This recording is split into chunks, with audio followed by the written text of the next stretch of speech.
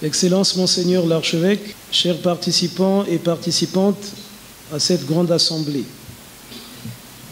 Débuté à 9 h par la prière d'ouverture, composée de l'hymne Summus Corpus Christi et du Veni Creator, la deuxième journée des travaux de la SOA s'est déroulée dans un climat de grande participation et de grand intérêt, nonobstant la densité des travaux présentés. Après lecture de la synthèse de la première journée des travaux, synthèse constituée essentiellement des travaux du matin, étant donné que ceux de l'après-midi étaient à huis clos, l'équipe chargée des questions de retraite annuelle des prêtres et des formations permanentes a été la première à monter au créneau. Il ressort de leur exposé le constat selon lequel le prêtre vit une super connexion avec l'extérieur et une faible connexion avec son être profond. Il lui faut donc muscler sa vie intérieure, car on ne peut parler de Dieu sans une bonne vie intérieure. Le maître mot, c'est donc la recherche des solutions pour un retour à l'intériorité. Pour ce faire, 3 lieux principaux ont été proposés pour relever un tel défi: la retraite spirituelle, la formation permanente et la vie communautaire.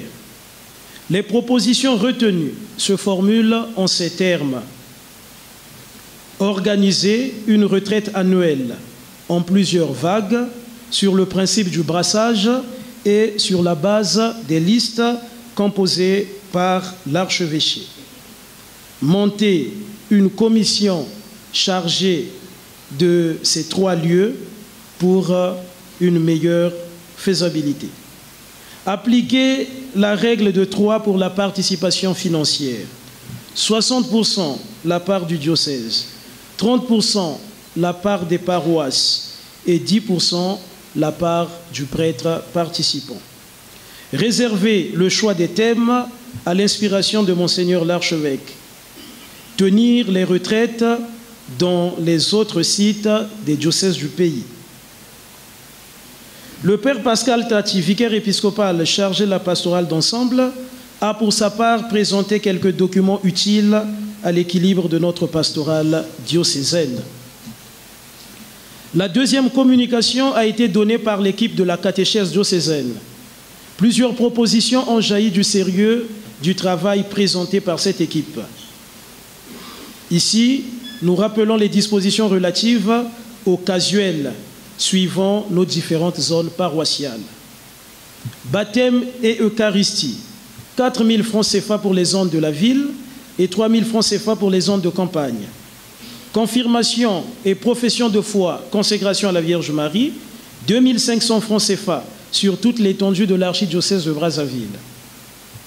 L'équipe de travail sur la création d'une banque ou d'une caisse d'épargne nous a présenté de façon très technique les éléments constitutifs et structurants pour que le projet de création d'un établissement de microfinance soit effectif.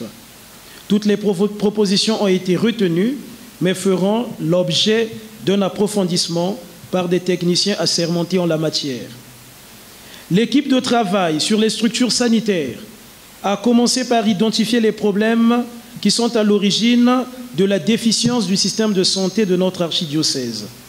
Nous pouvons relever, entre autres, le manque de structures de santé et officines pharmaceutiques propres à l'archidiocèse de Brazzaville, l'absence d'un partenariat avec les secteurs tant publics que privés dans le domaine de la santé, l'absence d'une cartographie des laïcs engagés évoluant dans le domaine de la santé, etc.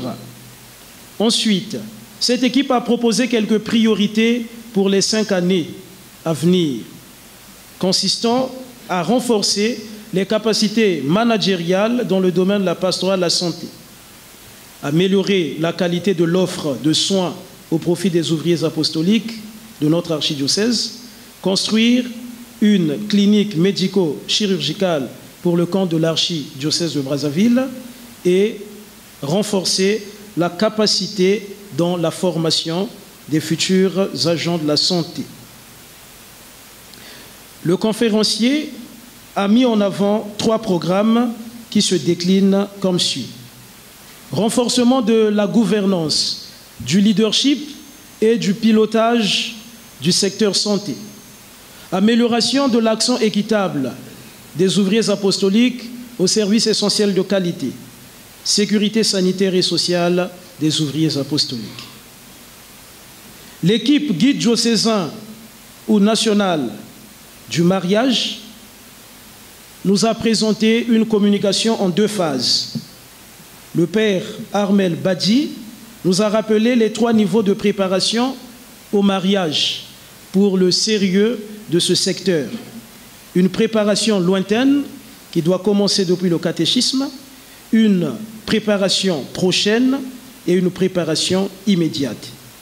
L'abbé Staphen, pour sa part, s'est attelé à faire remarquer un manque ou un vide dans cette pastorale. Manque de documents officiels sur la pastorale de la famille au niveau de Brazzaville, manque d'enseignements liés à la morale sexuelle et familiale, la négligence et le relativisme des clercs par rapport à ce secteur de la pastorale. Il a terminé en remettant un document guide pour continuer à travailler sérieusement dans ce secteur. L'équipe revue liturgique et diocésaine et YouTube, radio et YouTube, nous a fait une communication en 2 phases également. La première phase a été exposée par l'abbé Alfred Malanda.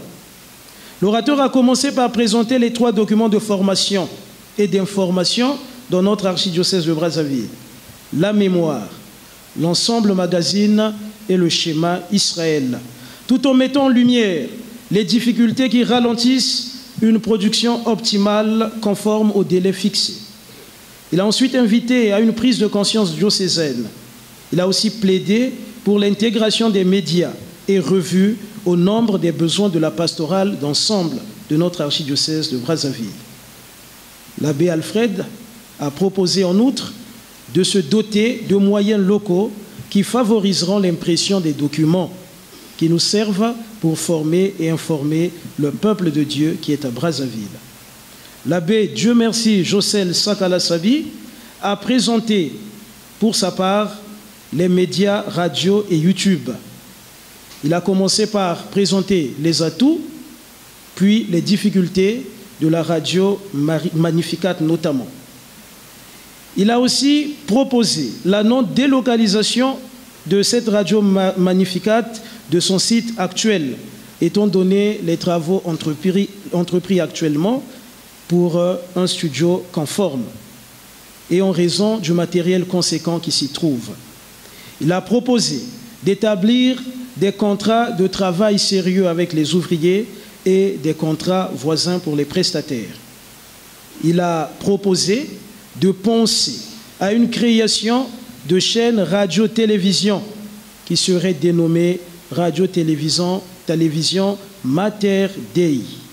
Enfin, il a suggéré de penser à célébrer la journée des médias pour renflouer les caisses de cet ensemble. L'équipe orthodoxie et autonomie financière a présenté pour la bonne discipline de la gestion de l'argent dans notre archidiocèse de Brazzaville les éléments ci-après. L'organigramme portant sur la restructuration de la procure diocésaine, le logiciel informatique contenant l'ensemble de revenus du diocèse et le versement financier de chaque paroisse provenant des intentions de messe et la procédure de suivi des honoraires des messes. Toutes les propositions faites par cette équipe ont été validées par un consensus de l'Assemblée. Monseigneur l'archevêque a ensuite pris la parole pour revenir sur certains éléments essentiels. Puis, il nous a invités à la prière et nous a donné la bénédiction. Commencé à 9 h, notre journée de travail a pris fin à 19h45.